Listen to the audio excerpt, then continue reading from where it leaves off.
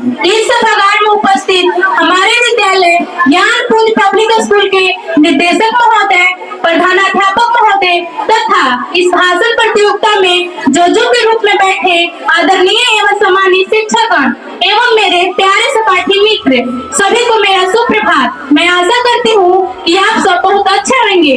मैं निशु कुमारी वर्ग 9 की छात्रा आज बहुत खुशी महसूस कर रही हूँ कि मुझे इस भाषण प्रतियोगिता में कुछ बोलने का सुनहरा अवसर मिला है, जिसके लिए मैं तहे दिल से शक्ति सबको शुक्रिया अदा करना चाहूंगी, जिन्होंने मेरा मार्गदर्शन किया और मुझे इस काबिल बनाया। और साथ ही साथ यहाँ उपस्थित जजों का भी शुक्रिया अदा करना चाहूंगी, जिन्होंने मुझे इस लायक समझा कि महिला सशक्तिकरण जैसे गंभीर मुद्दे पर आपके सामने अपनी बातों को रख सकूं।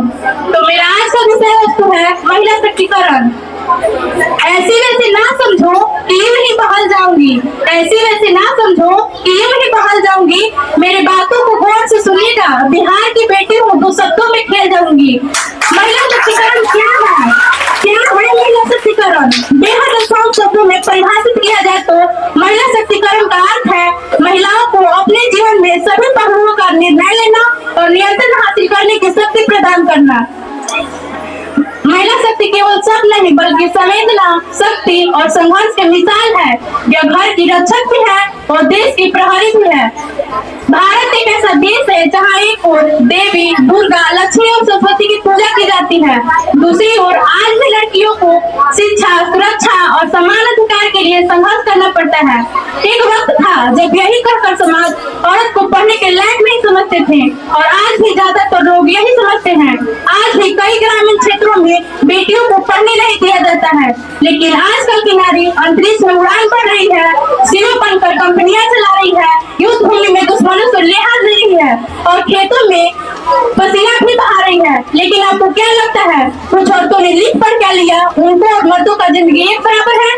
क्या जानती हैं आप एक औरत होने के नाते हर मोड़ पर एक ऐसे सवाल होते हैं जो आदमी कभी सोच भी नहीं सकता है। पल्लू ज्यादा नीचे तो नहीं आ गया? लोग कैरेक्टर पर सवाल करेंगे। ज्यादा हंस तो नहीं रही है? लोग गलत मतलब निकाल लेंगे।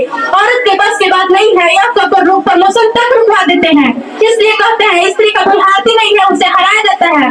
आज मैं आप सभी से एक सवाल करती हूँ, क्यों हमारा आज का समाज महिलाओं को कम आंकने तथा उनकी ऊंचाइयों को कम करने में लगा पड़ा है?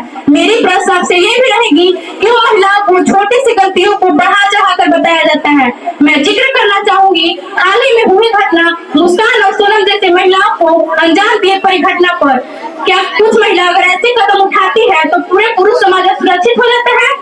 ये तो वही बात हो गई जो लोग कहते हैं गेहूं के साथ जौ भी पिसाता है। कुछ महिला द्वारा लिए गए गलत फैसलों की वजह से पूरी महिला समाज बुरी और सुरक्षित तो नहीं हो सकती। अब कैसे भूल जाते हैं कि हमारे भारतवर्ष में महिलाओं के लिए परिभाषित शब्द दया मूर्ति, पालन करता, जगत जननी जैसे शब्दों का प्रयोग करें तो उचित है। लेकिन हंसी तो तब आती है जब इस सोशल मीडिया के दुनिया में ट्रेंड चलता है कि पुरुषों को सोनम और मुस्कान जैसे लड़कियों से बचा कर रखा जाए ताकि उन्हें भी कोई ड्रम में ना भरे और शिमला के पहाड़ों से खाइयों में धक्का ना दे दे। बात अगर सोशल मीडिया तक रहती तब तो ठीक था। हमें तो यह नहीं समझ में आता है हमारे भारत के चौथे स्तंभ मीडिया के बड़े बड़े न्यूज चैनल भी पुरुषों को बचाने का गुहार कर रही थी, लेकिन अब पुरुष सोचे कि इसका अनुपात क्या होगा? कितनी महिला अपने पुरुष या पति को मौत के घाट उतार रही है?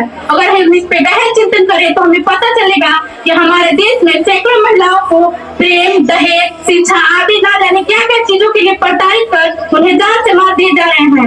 थाना में हजारों केस मुकदमे महिलाओं को हत्या और जिंदा जला देने की है, लेकिन इसमें सोशल मीडिया और बड़े बड़े न्यूज चैनलों का कोई लेना देना नहीं है।